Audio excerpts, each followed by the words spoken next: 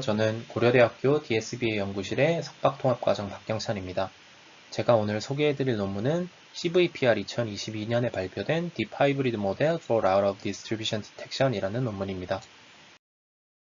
먼저 OOD 디텍션 관련해서 간단하게 소개해드리도록 하겠습니다. 저는 말 그대로 OOD 데이터를 탐지하는 것을 목적으로 합니다.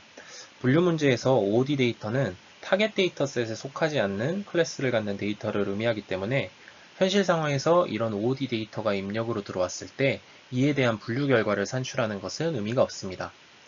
따라서 OOD 데이터의 경우 사전에 탐지하여 모델의 분류 결과가 의미 없음을 알려주는 것이 중요하고, 이런 OOD 데이터를 탐지하기 위해 관련 연구들에서는 OOD 스코어를 계산하기 위한 여러 가지 방법론들을 제안하였습니다.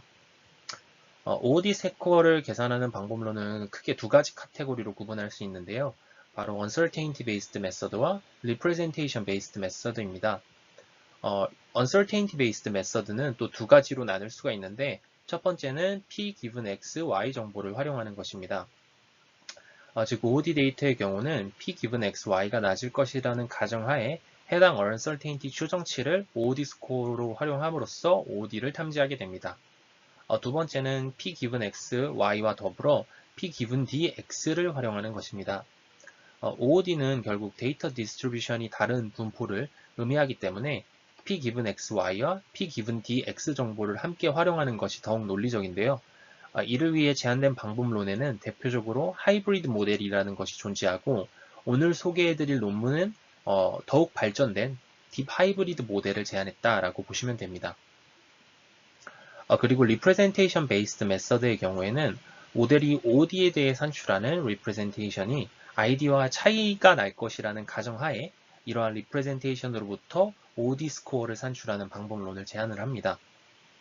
마지막으로 기타로 분류할 수 있는 방법론으로는 Outlier Exposure, 그리고 Self-Supervised, Pre-Training 등의 방법론이 존재하는데, 해당 방법론들은 위 방법론들에 어떻게 추가로 적용을 했을 때 OOD 디텍션의 성능을 향상시킬 수 있다는 것을 실험적으로 보여주었습니다.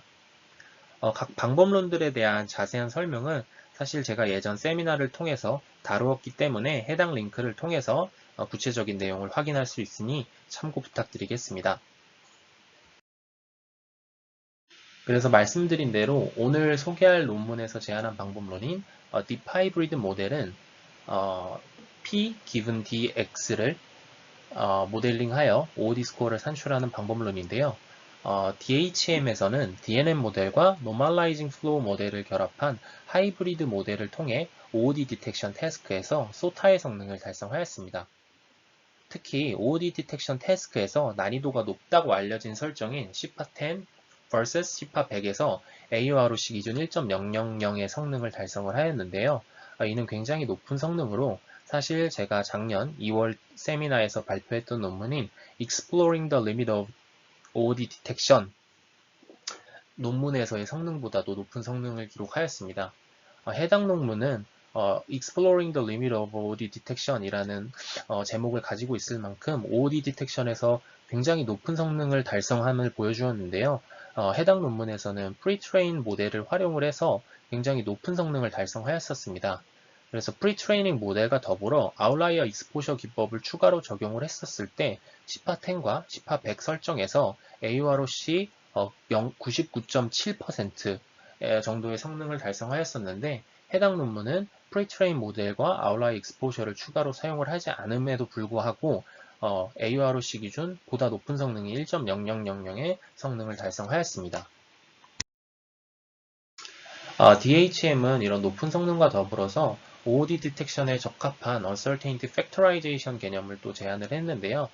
기존의 방법론들 같은 경우에는 단순히 P given X, Y, 즉 데이터 Uncertainty만 활용을 했다면 DHM에서는 데이터 Uncertainty와 더불어 Distribution Uncertainty, P given D, X 또한 활용할 수 있는 방법론을 제안을 하였습니다. 즉 기존의 방법론들이 데이터 Uncertainty 정보만 활용했다면 DHM에서는 NF 모델을 활용해서 Distribution Uncertainty까지 고려하여 OOD 디텍션을 진행을 하였습니다. 그래서 아래 그림에서 보시는 것처럼 P given DX를 모델링 하였을 때 ID 데이터인 CPA-10과 OOD 데이터인 SVHN 그리고 10파 100의 로그 px 값이 그 분포가 크게 차이가 나는 것을 확인을 하실 수가 있습니다. 이제부터는 논문을 이해하기 위해서 필요한 백그라운드에 대해서 설명드리도록 하겠습니다. 백그라운드로는 Normalizing Flow와 하이브리드 모델 그리고 Spectral Normalization 각각에 대해서 설명을 드리도록 하겠습니다. 먼저 Normalizing Flow입니다. Normalizing Flow는 P given dx를 추정할 수 있는 기법인데요. 저희가 원래 가지고 있는 변수 x는 입력 변수 x는 저희가 모르는 확률 민토 분포를 따르고 있습니다. 따라서 x로부터 직접적으로 p given dx를 계산하는 것은 불가능한데요. Normalizing Flow에서는 Change of Variable 공식에 기반을 해서 이 x를 저희가 알고 있는 분포를 따르는 변수 z로 매핑을 하게 됩니다. 그래서 디터미넌트를 계산을 해서 결국에 Normalizing Flow 모델을 학습하게 되면 저희는 p given dx를 추정을 할 수가 있게 됩니다. 이에 대한 자세한 내용은 2021년 김정석 석사과정 세미나에서 다루고 있으니 참고하시면 좋을 것 같습니다. 따라서 말씀드린 대로 Normalizing Flow를 활용하게 되면 P given dx를 계산할 수 있지만 사실 Normalizing Flow 자체로는 OOD 디텍션에서의 성능이 매우 저조합니다. 그 이유는 아래 두 가지로 요약을 할 수가 있는데요. 먼저 첫 번째로 ID, 즉 인디스트리뷰션과 OOD의 거리가 input space X에서 실제로 가까울 수가 있습니다. 그리고 두 번째로는 P given dx 자체로는 타겟 클래스 정보인 Y에 대한 시멘틱 인포메이션을 전혀 담고 있지 않습니다. 실제로 OOD는 ID의 타겟 클래스 시멘틱 인포메이션이 무엇인지에 따라서 그 정의가 달라질 수가 있는데요. 예를 들어서 아래 오른쪽 그림에서 타겟 클래스가 숫자, 즉 모양이라면 테스트 데이터는 ID 데이터가 됩니다. 근데 반대로 만약에 타겟 클래스의 시멘틱 인포메이션이 색깔이라면 테스트 데이터는 타겟 데이터와는 다른 색깔을 가지고 있기 때문에 이 경우에는 OOD 데이터가 되게 됩니다. 그렇기 때문에 Normalizing Flow를 단순히 입력 변수 X에 대해 다이렉트하게 적용을 하게 되면 OOD 데이터를 구분함에 있어서 성능이 저조할 수밖에 없습니다. 논문 Hybrid Model for Open Cell Recognition이라는 ECCV 2020에 발표된 논문에서는 이를 해결하기 위해서 기존 DNN과 NF를 결합한 하이브리드 모델을 제안을 하였습니다. 즉, ID 타겟 클래스의 시멘틱 인포메이션을 반영하기 위해서 input X에 곧바로 Normalizing Flow를 적용하는 것이 아니라 분류 모델인 DNN이 산출한 Representation Vector H의 Normalizing Flow를 적용을 하고 있습니다. 그렇기 때문에 직접적으로 input X에 적용하는 것이 아니라 분류를 위한 Representation Vector H의 Normalizing Flow를 적용을 하기 때문에 앞서 언급드렸던 문제가 해결될 수 있고 이에 따라서 OOD 디텍션에서 충분한 성능이 도출되는 것을 실험적으로 보여주었습니다. 하지만 해당 논문에서 제안한 방법론은 한 가지 문제점이 있는데요. 바로 PX와 Representation PH가 근사한다는 보장이 전혀 없다는 것입니다. 달리 말하면 인풋 스페이스 X에서의 분포 정보가 보존된다는 보장이 없습니다. 따라서 PH에 NF를 적용한 것이 이론적으로는 P given dx를 추정한다고 볼 수가 없습니다. 이런 상황에서 오늘 소개해드릴 논문에서 제안한 Deep Hybrid 모델, 즉 DHM은 DNN의 Spectral Normalization을 적용하게 되면 PX와 PH가 근사한다는 것을 만족할 수 있기 때문에 더욱더 OOD 디텍션에서 성능을 높일 수 있다라는 것을 실험적으로도 보여주고 수학적으로도 증명을 하고 있습니다. 그래서 DHM을 이해하기 위해서는 Spectral Normalization이 무엇인지 알아야 되는데요. 이 Spectral Normalization은 사실 그 Spectral Normalization for 간이라는 논문에서 간의 Discriminator를 안정적으로 학습시키기 위하여 제안된 기법입니다. 이 Spectral Normalization은 결국 Spectral Norm 값으로 각 레이어를 정교화하게 되는데요. 이 DNN에 Spectral Normalization을 적용을 하게 되면 어떤 효과가 있냐면 DNN 함수 f가 Receipt Continuous한 함수가 돼서 간의 디스크리미네이터의 그레디언트가 발산하는 것을 방지해서 안정적으로 학습이 진행되도록 합니다. 이 리시프치 컨티뉴어스하다는 것의 말의 의미는 뭐냐면 이 리시프치 컨스탄트가 존재하는 것을 의미하게 되는데요. 리시프치 컨스탄트에 대한 정의는 아래와 같습니다. 그래서 저 리시프치 컨스탄트 정의에서 보통 L2 논값을 일반적으로 많이 사용하게 되는데 L2 논값을 적용해서 식을 다시 한번 살펴보게 되면 즉 리시프치 컨스탄트가 의미하는 것은 결국에 그레디언트 최대값이 된다라는 것을 알 수 있습니다. 그래서 리시프치 컨티뉴어스 펑션은 결국에는 리시프치 컨스탄트가 존재하는 함수고 그레디언트의 최대값의 상한이 존재하는 그런 함수를 리시프치 컨티뉴어스 펑션이라고 부른다고 생각을 해주시면 됩니다. 그래서 리시프치 컨티뉴어스 펑션의 대표적인 예가 바로 저희가 이제 액티베이션 펑션으로 많이 활용을 하는 사인 함수나 렐리오 함수 등이 리시프치 컨티뉴어스 펑션이라고 보시면 되고 사인 함수와 렐리오 함수의 리시프치 컨스탄트가 무엇이냐라고 한다면 아래 보이시는 것과 같이 그레디언트의 최대값이 1이기 때문에 둘 다 리시프치 컨스탄트 1값을 갖는 리시프치 컨티뉴어스 펑션이라고 볼 수 있습니다. 그래서 이 스펙트럴 놈으로 결국에 나눠주는 것이 스펙트럴 노멀라이제이션인데요. 스펙트럴 놈은 아래 수식과 같이 정의됩니다. 그래서 이 스펙트럴 놈 값은 이제 DNN으로 가져오면 DNN의 그 웨이트 매트릭스 행렬의 라지스트 싱귤러 밸류가 결국에는 스펙트럴 놈 값이 됩니다. 이 싱글러 밸류는 행렬 A를 특이값 분해해서 얻은 행렬 S의 대각 원소를 의미하게 되는데요. 이때 행렬 A를 특이값 분해했을 때 나오는 U 행렬과 V 행렬은 A 트랜스포즈 그리고 A 트랜스포즈 A의 고유 벡터 행렬이고 S는 특이값들을 대각 원소로 갖는 대각 행렬이라고 보시면 됩니다. 따라서 S에는 웨이트 매트릭스 W를 스펙트럴 놈 값으로 나누어 주는 것으로 그 후 스펙트럴 놈 값이 1이 되도록 만들어주는 작업을 의미한다라고 보시면 됩니다. 그래서 왜 스펙트럴 놈값이 왜 라지스트 싱글러 밸류와 같은 것인지에 대해서 한 번 더 설명을 드리도록 하겠습니다.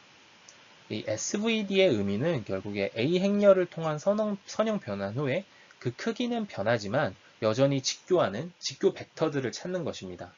그래서 라지스트 싱글러 밸류는 결국 위식과 동일하게 되는데요. 직교 행렬은 직교 벡터로 이루어진 행렬로 AA 트랜스포즈 혹은 A 트랜스포즈 A와 같은 대칭 행렬의 고유 벡터는 직교하기 때문에 이 A 행렬을 특이값 분해해서 나온 행렬인 U와 V는 사실 정규 직교 행렬입니다. 이 정규 직교 행렬은 크기가 1인 직교 벡터로 구성되어 있다는 것인데 여기서 크기가 1인 이유는 각 직교 벡터들의 크기에 해당하는 것들은 대각 행렬인 이제 S로 빠져 있기 때문입니다. 이 직교 행렬에 대한 의미를 좀 더 살펴보면 직교 행렬 P에 대해서 사실상 이 P를 통한 Px, 즉 X에 대한 선형 변화는 P를 구성하는 직교 벡터를 기저로 이 X 벡터를 표현한 좌표라고 볼 수가 있습니다. 따라서 행렬 A의 의미를 다시 생각을 해보면 기저를 변환하고 해당 기저 기준으로 스케일링한 후에 원래 기저로 복귀하는 과정을 거치는 것이라고 볼 수가 있습니다. 그래서 아래 행렬 3001에 대한 예시를 보시면 이 3001은 그 대각화를 하게 되면 아래와 같이 이제 할 수 있는데요. 결국에는 해당 기조로서 이제 벡터를 다시 한번 표현하고 대각 원소에 있는 그 싱글러 밸류 값으로 스케일링 한 후에 원래 기조로 복귀시키는 과정을 거친다는 것을 확인을 할 수가 있습니다. 따라서 이 벡터 x의 크기가 일정하다면 x가 a를 통해 가장 크게 변하기 위해서는 라지스트 싱글러 밸류를 갖는 이제 u와 a 트랜스포즈 혹은 a 트랜스포즈 a의 고유 벡터여야 합니다. 그렇기 때문에 결국에는 그레디언트의 최대값, 변화의 최대값을 생각을 해보면 결국 라지스트 싱글러 밸류와 동일하게 됩니다. 그 라지스트 싱글러 밸류를 갖는 직교 벡터랑 직교 벡터 위에 그 입력 벡터가 놓여 있을 때 그 벡터의 크기가 가장 크게 변한다라고 생각을 해주시면 됩니다. 그렇기 때문에 결국에 스펙트럴 노멀라이제이션을 한다는 것은 이제 행렬의 라지스트 싱글러 밸류를 구해서 그 라지스트 싱글러 밸류로 이제 웨이트 매트릭스를 노멀라이제이션 해주는 것이다 라고 생각을 하시면 됩니다. 그래서 여태까지 설명드린 바로는 이제 DNN 웨이트 매트릭스 W의 라디스트 싱글러 밸류를 구해서 저희가 DNN 모델을 이제 리시프트 컨스탄트 1을 갖는 그런 리시프트 컨티뉴어스 펑션으로 그 레이어를 정규화할 수 있습니다. 그렇다면 각 레이어를 정규화했을 때 DNN 모델 전체가 실제로 리시프트 컨티뉴어스한 함수가 되는지에 대해서 한번 살펴보도록 하겠습니다. 결국에 스펙트럴 노멀라이제이션을 진행을 하게 되면 DNN의 특정 레이어 G는 리시프트 컨티뉴어스한 함수가 됩니다. 그래서 저희가 DNN이 리시프트 컨티뉴어스하다라는 것을 보여주기 위해서는 리시프트 컨티뉴어스 함수들 간의 합성 함수가 리시프트 컨티뉴어스한지를 보면 됩니다. 왜냐하면 DNN 모델은 이제 각 레이어들 간의 합성 함수로 표현을 할 수 있기 때문입니다. 그래서 아래 수식을 보시는 것처럼 다음과 같은 부등식이 사실은 만족을 하기 때문에 각 웨이트 매트릭스 W에 대해서 스펙트럴 노멀라이제이션을 적용을 해주게 되면 결국 DNN 전체에 대해서 스펙트럴 노멀라이제이션이 들어갔다라고 볼 수 있고, 사실상 DNN의 액티베이션 펑션들도 아까 설명해드렸다시피 리시프트 컨티뉴, 리시프트 컨스탄트 1을 갖는 리시프트 컨티뉴어스 함수기 때문에 결국엔 또 리시프트 컨티뉴어스한 함수가 되게 됩니다.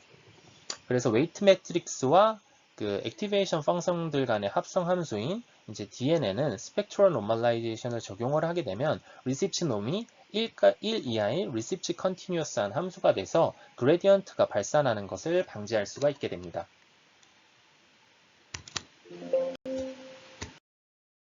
그래서 결국 DHM은 Residual DNN에 Spectral Normalization을 적용하고 Normalizing Flow 모델을 결합한 모델이라고 볼 수 있는데요. 본 논문에서는 DHM을 사용하면 input X와 그에 대한 DNN Representation Vector H에 대해서 PX와 PH가 근사한다는 것을 증명을 하였습니다.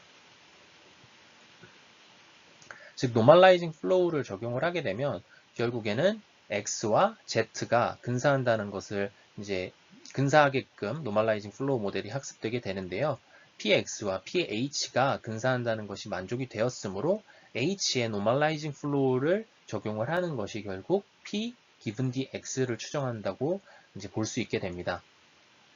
그래서 DHM의 로스 펑션은 아래와 같이 구성이 되어 있고, 첫 번째 로스 텀은 클래시피케이션 로스 텀이라고 보시면 되고, 두 번째 로스 텀은 노멀라이징 플로우의 로스 텀이라고 보시면 될 것 같습니다. 저는 본 논문에서 제안한 방법론인 딥 하이브리드 모델에 대해서 좀 자세하게 설명드리도록 하겠습니다. 먼저 DHM에 대해서 설명하기 전에 vol이라는 개념에 대해서 볼륨 오브 매트릭스라는 개념에 대해서 먼저 말씀드리도록 하겠습니다. 이 non-square 매트릭스 A에 대해서 볼륨 오브 매트릭스 A는 A의 싱글러 밸류의 곱이라고 보시면 됩니다. 즉 A의 직교 기저들 크기의 곱이 for A로 표시되는데요. 그 DNN에 대해서 생각을 해보면 DNN에 대해서는 그 그램 매트릭스는 다음과 같이 자코비언 매트릭스 트랜스포즈 한 것과 자코비언 매트릭스의 곱으로서 해석을 할 수 있고, DNN에 대한 이제 볼륨은 볼 J 값은 자코비언 매트릭스의 그 디터미넌트 값이 된다라고 보시면 됩니다. 이 자코비안 행렬은 다별량 벡터 함수에 대한 1개 도함수 행렬인데요. 만약 한 개의 선형 레이어만으로 구성된 DNN을 가정을 하게 되면 웨이트 매트릭스가 자코비안 행렬이 되고, DNN은 선형 레이어와 액티베이션 등의 여러 개 쌓인 구조가 되므로 아래 수식과 같이 이제 자코비안 행렬을 표현할 수 있게 됩니다. n차원상에 존재하는 매니폴드 B에 대해서 서브스페이스 B에 대해서 Normalizing Flow의 Change of Variable 공식처럼 다음과 같은 수식이 성립함을 알 수 있습니다. 이때 볼J 값은 DNN을 통한 매핑 전후 두 미분 사이에 이제 비율을 의미하게 됩니다. 그래서 볼J는 다음과 같은 수식으로 쓸 수 있고요. 그렇기 때문에 이 볼J를 계산을 하게 되면 PX와 Representation Vector H가 근사하도록 만들 수가 있습니다. 근데 여기서 사실상 DNN에 대한 볼J를 계산하는 것은 그램 매트릭스의 디터미넌트를 계산을 해야 되기 때문에 사실상 불가능합니다. 그래서 본 논문에서는 이 볼J를 1로 만들어주기 위한 이제 작업을 실시하게 되는데 이 볼제이를 1로 만들어주게 되면 결국 DNN은 Visual Preservable 매핑이 되고 이 볼제이를 사실상 계산할 필요성이 없게 됩니다. 그래서 본 논문에서는 이 볼제이를 이제 1로 제한하려고 하는데 이때 엄격하게 1로 제한해서 이제 Visual Preservable 매핑으로 만드는 것이 아니라 1과 1 근처로 제한을 하는 그런 L-Visual Preservable 매핑이 되도록 해서 PX가 완전히 PH가 되도록 하는 것이 아니라 PX과 PH가 근사되도록 유도를 하고 있습니다.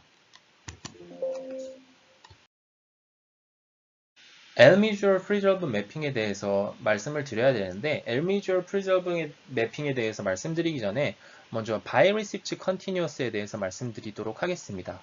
Bi-Reciproc Continuous는 다음과 같은데요. DNN에 대해서 다음을 만족하는 1보다 큰 L이 존재한다면 Bi-Reciproc Continuous라는 함수라고 볼 수 있고 이때 최소값 L에 대해서 L-by-Reciproc 매핑이라고 얘기를 합니다. 한편 L-Visual Preservable 매핑은 다음 부등식을 만족하는 DNN이라고 볼 수가 있는데요. 결국 수식에서 보시다시피 L-by-Reciproc 매핑은 L-Visual Preservable 매핑이 된다라는 것을 좀 직관적으로 알 수가 있습니다. 이에 대한 자세한 증명은 논문 Supplement Material에 나와 있으니 참고해 주시면 좋을 것 같습니다.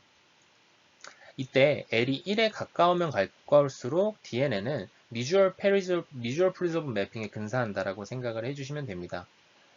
따라서 DNN을 L-by-Reciproc 매핑으로 만들 수 있으면 L-Visual Preservable 매핑이 돼서 이제 PX와 PH가 근사한다는 가정이 성립하게 되는데요. 본 논문에서는 Residual Block 기반 모델에 Spectral Normalization을 적용을 하게 되면 DNN은 L-by-Reciproc 매핑이 된다라는 것을 증명을 하였습니다. 그렇기 때문에 PX와 PH가 근사한다는 것이 성립을 하게 되고 이를 의미적으로 한 번 더 해석을 해보면 DNN을 통한 매핑 전후의 분포 정보가 보존된다라는 의미로 해석을 할 수가 있습니다. 저는 실제로 Residual Block 기반의 DNN에 Spectral Normalization을 적용했을 때 DNN이 Bi-Reciproc Continuous한 함수가 되는지 살펴보도록 하겠습니다. 원래 말씀드린 대로 DNN에 Spectral Normalization을 적용을 하게 되면 DNN의 특정 레이어 GJX는 Reciproc Continuous한 함수가 되게 되는데요. 이때 DNN이 Residual Block으로 구성된 DNN인 경우 DNN은 Bi-Reciproc Continuous한 함수가 됩니다. 즉 1번 수식이 아래 1번 수식이 만족된다는 것인데요. 본 논문에서는 1번 수식이 만족함을 증명하기 위해서 먼저 2번을 증명하고 2번을 통해서 1이 성립함을 증명을 하고 있습니다. 이렇게 해서 특정 Residual Block에 대해서 Bi-Reciproc Continuous Function이다라는 것을 먼저 보여주고 DNN은 사실상 이 Residual Block들의 합성 함수이기 때문에 그 다음 수식과 같이 특정 Residual Block에 대해서 이가 성립을 하게 되면 전체 DNN에 대해서도 이제 Bi-Reciproc Continuous한 그런 조건이 만족함을 보여주고 있습니다. 이 2번 수식이 만족한다라는 것만 증명을 하면 되는데요. 이 2번 수식을 증명하기 위해서 본 논문에서는 이 부등식 두 개가 이어진 것을 따로 쪼개어서 증명을 진행을 하고 있습니다. 그래서 첫 번째 부등식에 대해서는 아래 수식 과정을 따라가게 되면 첫 번째 부등식이 증명이 된다라는 것을 확인을 하실 수가 있고요. 두 번째 부등식에 대해서도 아래 수식 전개 과정을 통해서 이제 성립한다라는 것을 알 수 있습니다. 그래서 두 수식 전개 과정을 통해서 결국에는 2번 수식이 성립한다는 게 증명이 되었는데요. 그래서 아까 말씀드린 대로 이 2가 성립할 경우 이 Residual Block들 간의 합성 함수로 이루어진 DNN에 대해서 아래와 같은 이제 수식들이 성립을 하게 됩니다. 그래서 결국 DNN에 이제 L-Visual Preservable 매핑이라고 말씀을 드리는데 이 L 값은 어디 범위에 위치하냐면 1-b의 마이너스 D승과 1 플러스 B의 D승의 맥스 값을 갖게 됩니다. 그렇기 때문에 이 맥스 값을 갖는 이 L 둘 중에 맥스 값을 이제 L로 갖는 L-Visual Preservable 매핑이 결국에 DNN이 된다라는 것을 확인할 수 있고 이 L-Visual Preservable 매핑에서 이 L 값이 좀 중요하게 되는데요. 이 L이 얼마나 이제 타이트하게 이제 Visual Preservable 매핑이 되느냐의 그 강도를 조절을 하는 것인데요. 그 강도는 B 값에 따라서 달라진다라는 것을 확인을 하실 수가 있습니다. 그래서 이렇게 해서 Residual Block Based DNN에 Spectral Normalization을 적용을 하게 되면 결국에 DNN은 L by Recipes Continuous라는 함수가 되고 그렇기 때문에 L-Mutual Preserve 매핑이 된다라는 것을 알 수가 있습니다. 본 논문에서 Spectral Normalization이 적용되는 과정을 구체적으로 한번 알아보도록 하겠습니다. 그래서 SN은 다음과 같이 적용이 되게 되는데요. 하이퍼 파라미터 C를 도입해서 스펙트럴 놈의 크기를 조정을 하고 있습니다. 그래서 아래 수식을 보시면 스펙트럴 파워 이터레이션 메서드를 통해서 이제 찾은 그 레이어의 라지스트 싱글러 밸류가 특정 값보다 큰 경우에는 하이퍼 파라미터 C보다 큰 경우에는 다음과 같이 스펙트럴 노멀라이제이션을 적용을 해주고 C 값을 곱해주는 것을 확인을 할 수가 있습니다. 결국에 DHM에서 하이퍼 파라미터 C는 GJX B의 어퍼 바운드로 결국 L-Mutual Preserve 매핑에서 L 값을 조절한다라고 봐주시면 됩니다. 따라서 C를 작게 주면 작게 줄수록 L은 1이 되어 결국 DNN은 Mutual Preserve 매핑이 되는데요. 이때 C 값을 너무 작게 주게 되면 오히려 OD 디텍션에 적합하지 않다라고 얘기를 하고 있습니다. 원래 말씀드린 대로 NF가 이제 NF를 input X에 직접적으로 적용했을 때 실패하는 이유 중에 하나였던 게 OOD 데이터는 실제로 input 스페이스에서 ID 데이터와 매우 가깝게 위치할 수 있습니다. 그렇기 때문에 이 C값을 작게 주어 PX와 PH가 너무 근사하게 되면은 OOD 데이터와 ID 데이터를 구분할 수 있는 능력을 상실하게 됩니다. 그렇기 때문에 적절히 큰 C값을 설정해 주어야지 그런 디스턴스 인포메이션을 반영을 하면서도 시멘틱 인포메이션을 함께 반영할 리프레젠테이션 스페이스에서 이제 OOD 데이터와 ID 데이터를 구분을 할 수 있게 됩니다. 정리해서 한 번 더 말씀을 드리면 인풋 스페이스 X에서 이제 유클리디언 디스턴스를 강하게 보존하는 것이 아니라 ID 데이터가 분포하는 semantically meaningful한 manifold 상에서의 디스턴스가 보존되는 것이 더 중요한데요. 그러기 위해서는 C를 너무 작게 주면 안 된다라는 의미입니다. 이제부터는 실험 결과에 대해서 말씀드리도록 하겠습니다. 본 논문에서는 이미지 그리고 텍스트 벤치마크 데이터셋을 활용해서 DHM의 OOD 디텍션 성능을 평가했는데요. 이미지 데이터셋으로는 아래와 같은 이제 여러 개의 벤치마크 데이터셋을 활용하였고 이때 레즈넷 18과 와이드 레즈넷 2810 모델을 활용해서 실험을 진행을 하였다고 합니다. 그리고 텍스트 데이터셋으로는 CLINC 150 데이터셋을 활용하였고 모델로는 엑셀넷을 활용하였다고 합니다. 비교 방법론으로는 P given XY를 추정해 OOD를 탐지하는 방법론들인 이제 Simple DNN 그리고 Deep 앙상블, DUQ 그리고 SNGP와 성능을 비교했다고 하는데요. Simple DNN 같은 경우에는 DNN의 예측 클래스 컨피던스 밸류를 OOD 스코어로 활용하는 맥스 컨피던스 방법이라고 보시면 되고요.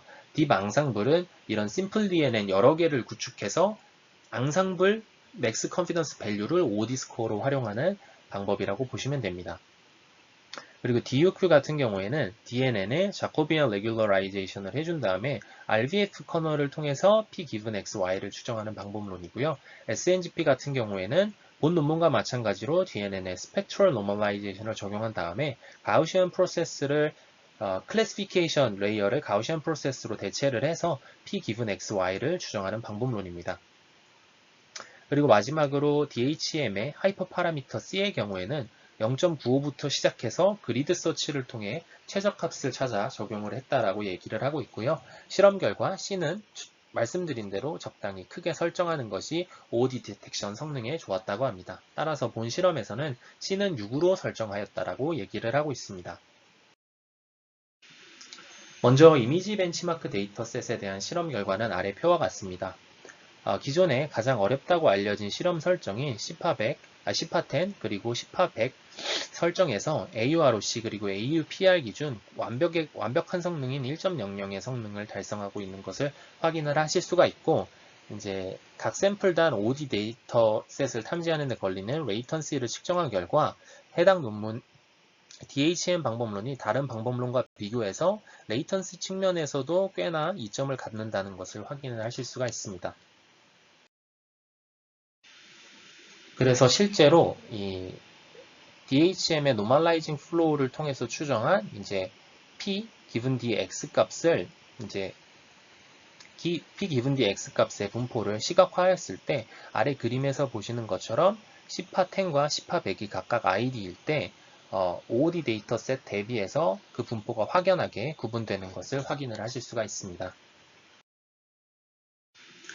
그리고 다양한 이미지 데이터셋에 대해서 추가적으로도 실험을 진행을 했는데요. 그 결과 10파10을 ID 데이터로 하여 학습을 진행을 했을 때 타이니 이미지는 LSUN 그리고 ISUN 데이터에 대해 완벽한 OOD 디텍션 성능을 보이고 있는 것을 확인을 하실 수가 있습니다. 그 다음으로는 방금까지의 실험은 이제 와이드 레즈넷에 대한 실험이었는데요. 레즈넷 18 모델에 대해서도 마찬가지로 1.00의 완벽한 성능을 달성하고 있다라는 것을 확인을 하실 수가 있습니다. 그 후 이제 DHM에 갖는 하이퍼 파라미터에 대한 이제 분석 실험을 진행을 했는데요. 이제 하이퍼 파라미터는 SN을 위한 하이퍼 파라미터 C 외에도 DHM의 로스 펑션에 람다라는 하이퍼 파라미터가 존재합니다.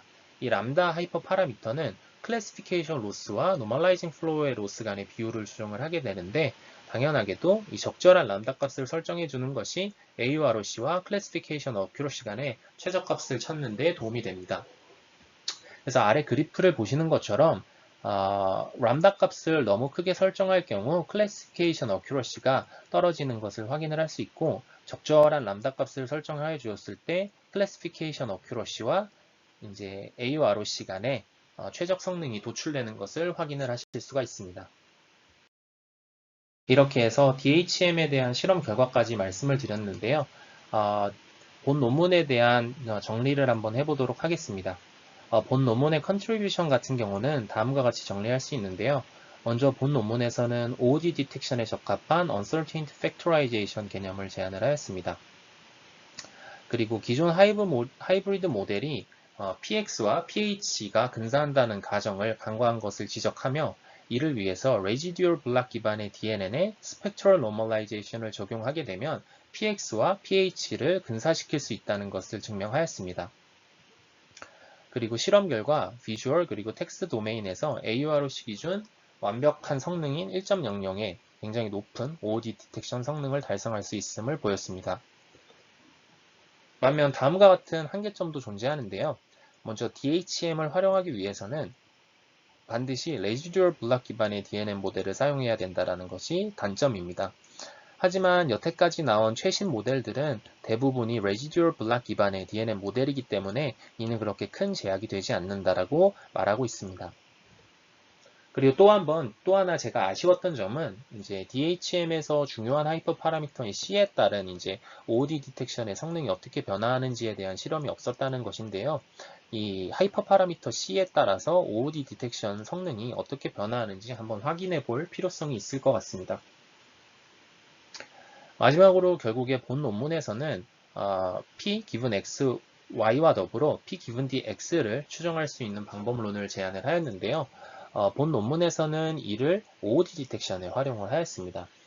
하지만 이 P given D, X를 추정할 수 있다는 것은 사실상 uncertainty, 새로운 uncertainty 추정 기법이라고 볼 수 있기 때문에 다른 태스크에도 충분히 활용해 볼 수 있다고 판단이 되는데요. 액티브 러닝과 같이 uncertainty 정보를 활용해서 쿼리를 날리는 그러한 방법론들에도 충분히 적용해 볼 수 있는 모델이 아닐까라고 생각을 하고 있습니다.